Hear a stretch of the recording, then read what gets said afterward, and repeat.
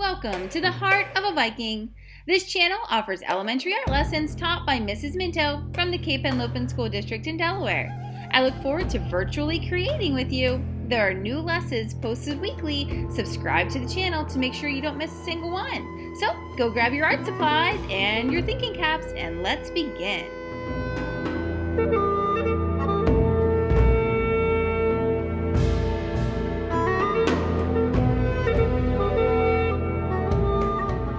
Hey, welcome back, artists. Let's pick up where we left off last time. So get out your dragon head and tail. Go ahead and get your red paper and set it aside as well. All right, so I'm going to begin by coloring my tail. I'm going to try to use some coordinating colors. That means I'm using similar colors to what I used last time on the head, just so the tail and the head look like they came from the same dragon, right? So I'm using the similar colors and I'm just going to color the tail just like I did before. But oh no. Have you noticed what happened on my paper? Last time I talked about coloring nicely, right? Well, look at me. I'm coloring all over the place, out of the lines and everything. Well, I have a secret for you. As an artist, I often don't pay attention to the lines and coloring inside of them when I know that I'm going to be cutting out the shape. So I know that we are cutting out this tail and that head, so I don't have to stay in the lines like I would if I were not going to be cutting it out. So I don't always color like that, all crazy and all over the place, but when I know I'm cutting it out, it's not such a huge problem. So if you want to be like me and color out of the lines a little bit today, it's not going to be a problem since we are cutting this shape out.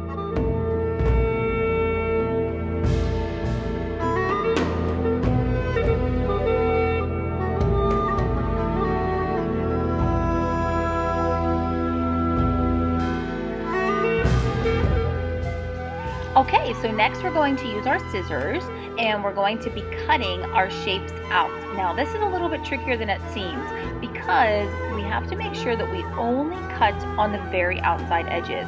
So if you have a grown-up or an older brother or sister around you that you want to get their advice to make sure that you're cutting in the right spot, it's always a good idea to cut after you ask. So if there's a grown-up or a bigger brother or sister that's around you, you can show them what you want to do and they will make sure that you are cutting on the correct lines.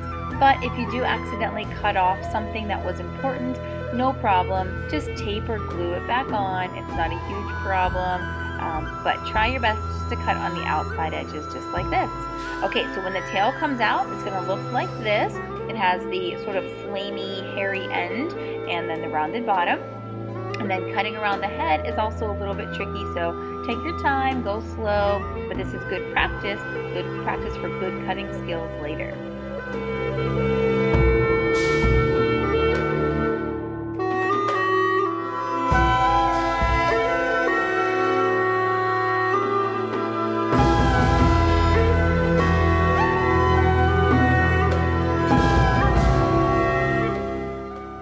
Okay, so let's bring that body back out. Here it is. So now we're going to play with the head.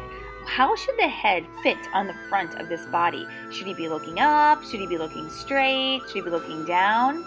And you're going to find some kind of glue. It could be the kind I have, or a glue stick, or even a piece of tape I suppose would work, but glue is actually better for this part.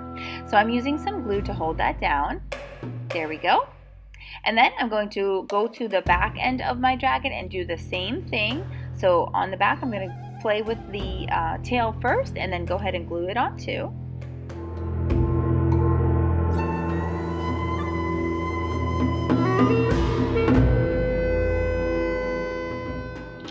Okay, and then we're going to flip it to the back. Now, this part is really cool. If you have two popsicle sticks, or even just two sticks from outside that are kind of straight and about the length of your hand, you can tape or glue the sticks to the back. I'm actually going to do both. I'm going to run a little bit of glue, and then I'm going to put my stick into the glue, and then I'm also going to put a piece of tape over top because I know I've had one of these projects before, and sometimes with just the glue, it pulls off. So I like to put glue and tape, and then that assures me that it will stick on there forever and ever.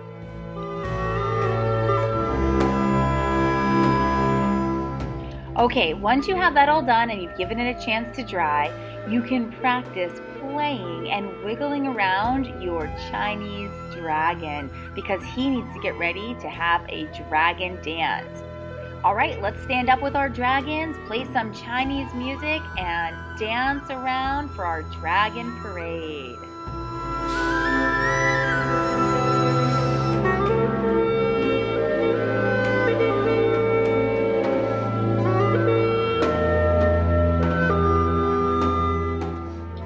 Wow, artists, that was really fun, especially that dragon dance at the end. I hope you had as much fun as I did. You can play with your dragon as many times and as often as you want. Make them dance around your house. I hope you have a great rest of your day, and I will see you back here next time at the Heart of a Viking. HOB artists, don't forget to hop on over to Art Sonia to upload a photograph of your piece of artwork to your art portfolio. I can't wait to see it.